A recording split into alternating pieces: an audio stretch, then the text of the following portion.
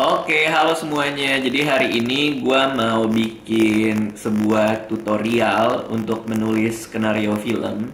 Langkah pertama kalau mau belajar skenario film adalah harus tahu formatnya dulu. Jadi hari ini kita akan belajar format skenario film. Nah, skenario film ini gua pakai langsung aja dengan contoh aslinya.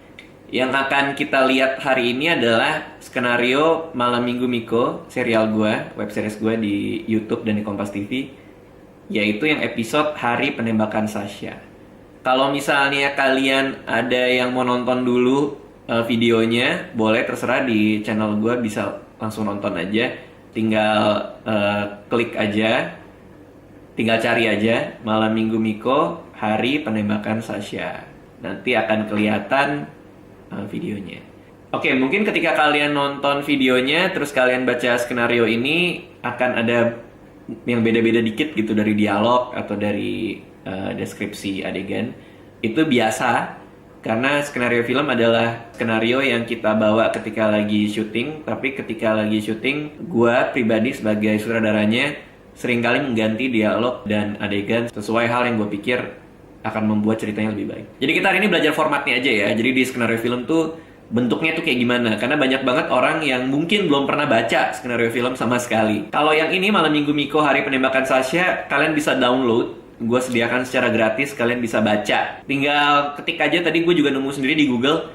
Skenario Malam Minggu Miko Hari Penembakan Sasha. Itu ada di scriptday.com.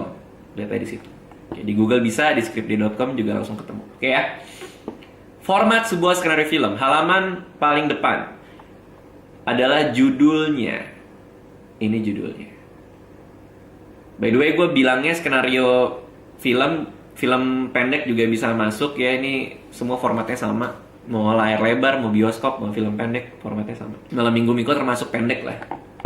Film pendek dari sebuah serial Malam Minggu Miko. Jadi yang pertama adalah judulnya. Malam Minggu Miko Hari Penembakan Sasha. Written by, biasanya ada di bagian sini, ditulis oleh. Nah, ini nama penulisnya, Raditya Dika, which is gue sendiri. Nah, ada tulisan draft 3 di halaman depannya, di halaman judul. Apa ini draft 3? Draft 3 ini berarti skenario ini sudah 3 kali ditulis ulang, atau sudah 3 kali diperbaiki. Biasanya gue kalau syuting, terutama Malam Minggu Miko ya, itu antara 3 sampai 4 draft. Kadang-kadang cuma 2. Kalau skenario film layar lebar kayak Kuala Kumal gitu misalnya bisa 6 draft, bisa 7 draft. Single itu sekitar segitu ya. Banyak deh. Karena mungkin layar lebar tuh lebih rumit lah secara teknis dan lebih panjang ceritanya. Jadi harus diperbaiki terus-menerus. Oke ya. Sekali lagi, satu judul, written by adalah siapa yang menulis. Nama penulisnya adalah gue. Siapa nama penulisnya di sini. Lalu draft 3 berapa kali diperbaiki, berapa kali ditulis ulang. Ini 3 kali ditulis ulang. Oke. Jadi 3 kali ada perubahan. Kita masuk ke halaman pertama. Nah, kalau gue biasanya, gue nulis pembabakannya. Ini X1, artinya babak pertama. Gue biasanya membagi skenario gue jadi 3. X1, X2, X3. Banyak penulis skenario lain yang tidak melakukan ini. Tapi biasanya gue taruh aja X1. Biar gue gampang ketika gue lagi ngedirect. Biar gue gampang ketika gue lagi nulis atau memperbaiki. Jadi biasanya gue langsung taruh X1, babak pertama. Kebanyakan penulis skenario lain nggak make begini, nggak ditulis. Tapi kalau gue nggak tahu karena kebiasaan kali. Nah, ini namanya scene heading, yaitu kepala dari sebuah adegan. Adegan itu apa? Adalah sebuah kejadian di satu tempat dalam satu waktu. Itu adegan, scene, satu scene. Jadi kalau dia pindah tempat akan pindah scene, kalau dia pindah waktu akan pindah scene. Ini nomor scene-nya, scene 1. INT itu berarti interior atau di dalam ruang. INT rumah Miko. Ruang tengah night. Berarti kejadiannya di dalam ruang, yaitu di rumah Miko di bagian ruang tengah ketika malam hari. Jadi lampunya juga harus malam, yang kelihatan juga harus malam. Nah, selanjutnya adalah deskripsi adegan. Deskripsi adegan ini ya karakternya ngapain gitu. Miko berdiri di depan Rian, dia memajukan badannya lalu berkata dengan penuh perasaan. Jadi ini aktor nanti akan membaca ini dan dia akan membayangkan gimana gitu. Nah, kalau kalian nonton Malam Minggu Miko yang episode ini, Miko-nya tidak berdiri tapi dia duduk. Seperti gue bilang tadi, kadang-kadang skenario sama jadinya itu beda. Sama kayak ini. Ketika di lokasi gue mikir kayaknya enakan Miko-nya duduk deh. akan lebih menarik aja. Nih kucing gue ngapain sih? Dit, jangan dimasukin frame. Ini adalah deskripsi adegannya. Miko berdiri depan Rian, dia memajukan badannya, lalu dia berkata dengan penuh perasaan. Miko ini nama karakter yang ngomong. Jadi kalau formatnya kayak gini, bentuknya kayak gini, berarti ini lagi dialog. Ini ya. Miko, aku udah lama dekat sama kamu. Kau mau nggak titik-titik ngebolehin aku jadi cowok kamu?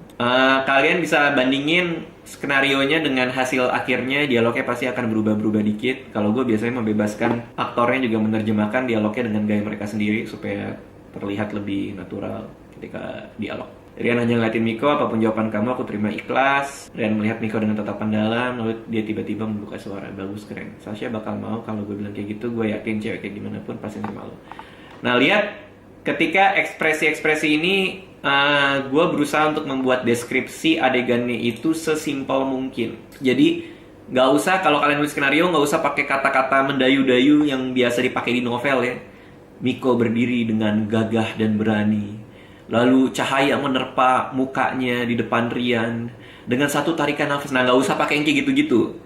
Kalau bahasa skenario film itu sesimpel mungkin. Kalau kita nggak bisa ngebayangin, nggak bisa secara visual membayangkan apa yang ada di deskripsi adegan, berarti itu salah. Kalau Miko berpikir dalam hati, nah itu udah salah tuh. Pokoknya yang kita tulis hanya yang kita bisa lihat. Miko berdiri di depan Rian, kita bisa lihat tuh Miko berdiri, kita bisa ngebayangin itu. Dia majuin badannya, kita bisa bayangin itu. Rian hanya ngeliatin Miko, kita bisa bayangin itu. Rian melihat Miko dengan tatapan dalam, kita bisa ngebayangin itu. Jadi tulis deskripsi adegan yang kita bisa visualkan gitu. Oke, talking head ini adalah ketika karakter ngomong ke depan kamera. Gue ngomong ini talking head. Ini scene 2 ya. Nama gue Miko bla bla bla segala macam. Ini scene 3, EXT itu eksterior, stasiun kereta api night, deskripsi adegan lagi, ada beat. Nah, kadang-kadang gue nulis kalau di script gue tuh suka ada beat. Beat itu artinya jeda dikit.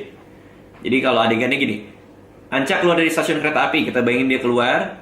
Dia melihat keadaan sekitarnya, kita bayangin dia ngeliat kiri kanan. Lalu melihat seorang pengemis, ada pengemis. Anca mengeluarkan uang 10.000, kita bayangin ngeluarin, memasukkan ke dalam mangkok. Tek. Nah, beat ini adalah ketika dia masukin dalam mangkok, dia diem bentar. Tek. Baru dia dialog. Bisa minta kembalian nggak? Gitu. Katu adalah perpindahan gambar secara cepat ke adegan berikutnya. Sebenarnya ya, ada juga penulis yang nulis di sini selalu katu. Tapi gue kadang-kadang nulis katu ini hanya kalau gue mau editingnya tuh langsung cepat gitu. Misalnya bisa minta kembalian nggak, tiba-tiba langsung berubah gambar langsung ke scene 4.